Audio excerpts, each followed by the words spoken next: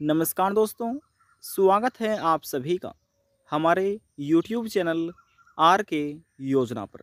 Pension से संबंधित एक और नया ताज़ा अपडेट, लेटेस्ट न्यूज़ आप सभी पेंशन धारकों के लिए लेकर हाजिर हो चुके हैं।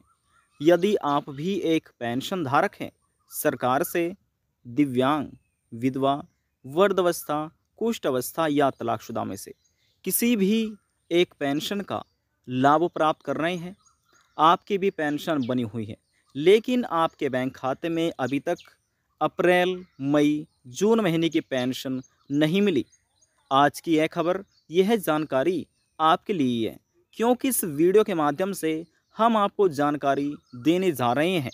पेंशन धारकों के बैंक खाते में सरकार की तरफ से अप्रैल, मई, जून माह की पेंशन जून 2024 की किस तारीख में सरकार ट्रांसफ़र करने जा रही है, वह तारीख भी हम आपको बताएंगे।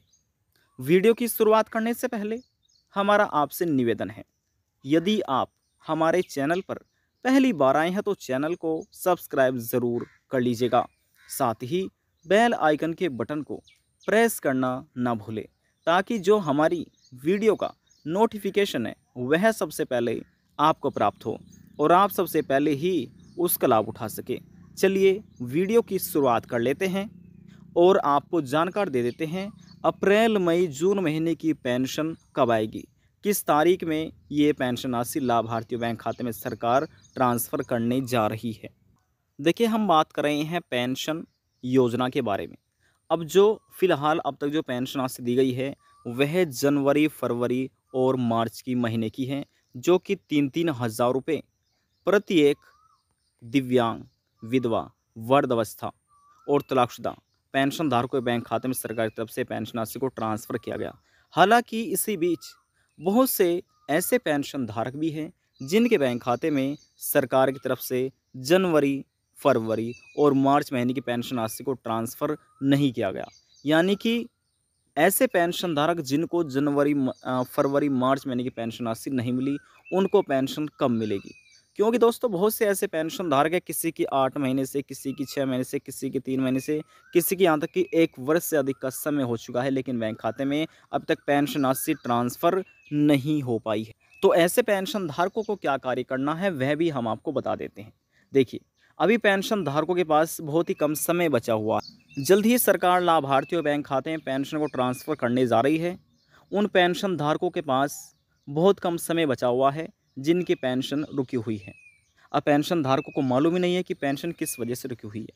तो देखिए, जो भी सरकार कोई भी स्कीम या योजना चलाती है लाभार्थियों के लिए, पात्र व्यक्तियों के लिए, तो उसके कुछ नियम बनाए जाते हैं, कुछ शर्तें रखी जाती हैं, तभी लाभ दिया जाता है। तो जैसे बात कर रहे हैं पेंशन की, तो पेंशन का आपको केवाईसी कराना अनिवार्य है, जिसने नहीं कराया। इसे पूरा कराने के लिए आपके पास आधार कार्ड होना चाहिए। आधार कार्ड से लिंक मोबाइल नंबर होना चाहिए। जी हाँ, मोबाइल नंबर आपके पास होना चाहिए।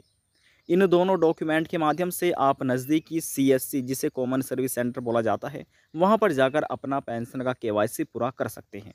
हालांकि जिसने पहले पूरा कर लिया है, दोबारा उनको पेंशन केवाईसी कराने की आवश्यकता नहीं है। बात करते हैं दूसरे कार्य के बारे में।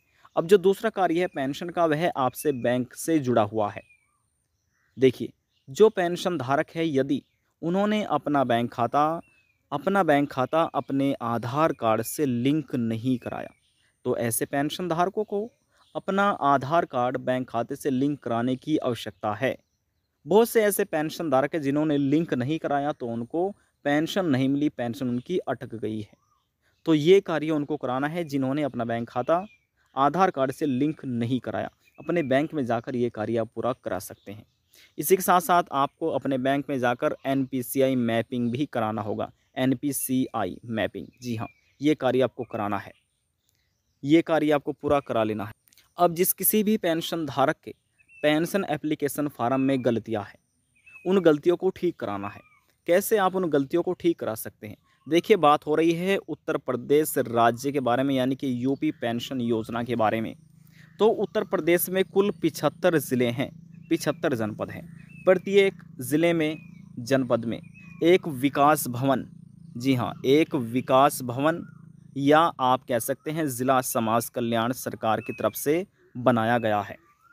अब मान लीजिए कोई भी आपका एक ज़िला है, ठीक है? तो आपके ज़िले में एक ज़िला समाज कल्याण या विकास भवन ज़रूर बना हुआ है।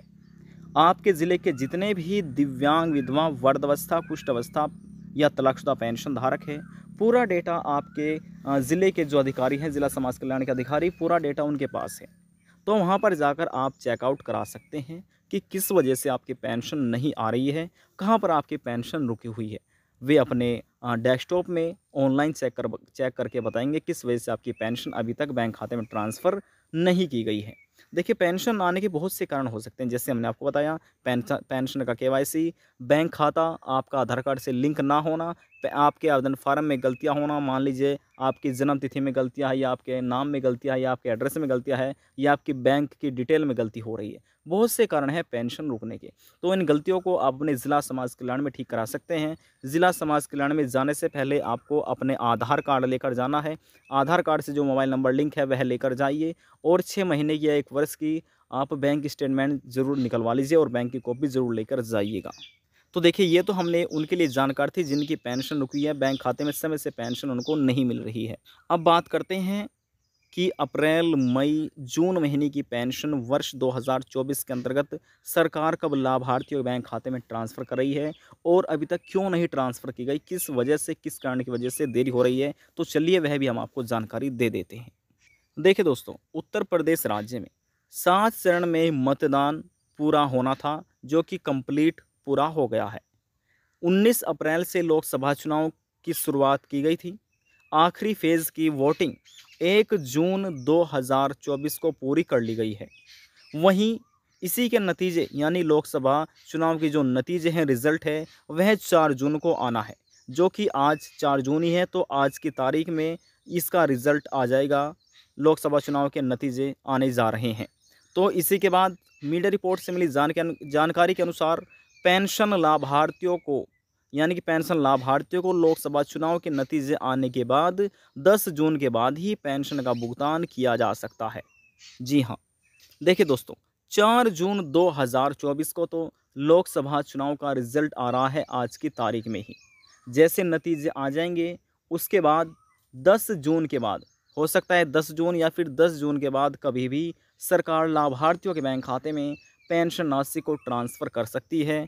अप्रैल, मई, जून की पेंशन कभी भी 10 जून के बाद सरकार लाभार्थियों को दे सकती है। हालांकि जिन पेंशन धारकों की जनवरी, फरवरी या मार्च महीने की या 7 महीने की या 6 महीने की पेंशन राशि रुक रही है, यदि उनके पेंशन एप्लीकेशन फार्म में किसी भी प्रकार की कोई गलतियां नहीं है, तो उनको अप्रैल, मई, जून महीने की पेंशन के साथ साथ ही रुकी हुई पेंशन भी दे दी जाएगी। जी हाँ, ये पेंशन आपको जो रुकी है इसी के पेंशन के साथ दे दी जाएगी। आशा करते हैं आपको हमारी दी हुई जानकारी पसंद आई होगी। ये भी आपको मालूम हो चुका है कि कब आपकी अप्रैल, मई, जून महीने की पेंशन आएगी। यूपी में कब पेंशन ट्रांसफ़र कर दी जाएगी, ये भी हमने आपको आंसर आपका सवालों का दे दिया है। आज की जानकारी में बस इतना ही। यदि आपको हमारी दी हुई जानकारी पसंद आई तो वीडियो को ज़रूर लाइक कर दीजिएगा। आपके एक लाइक से हमें बहुत ज़्यादा मोटिवेशन मिलता है। और यदि जानकारी को लेकर मन में कोई सवाल है, डाउट है, पूछना चाहते हैं, नीचे कमेंट बॉक्स में जाकर पूछ सकते हैं। सभी सवालों का जवाब आपको दे दिया जाएगा। लास्ट में हम निवेदन यही करेंगे, चैनल को सब्सक्राइब और साथ ही बेल आइकन के बटन को प्रेस करना ना भूलें, ताकि जो हमारी वीडियो का नोटिफिकेशन है वह सबसे पहले आपको प्राप्त हो और आप सबसे पहले ही उसका लाभ उठा सके। अब हम आपसे मिलते हैं नेक्स्ट वीडियो में एक और नई जानकारी के साथ। तब तक के लिए जय हिंद, जय भारत।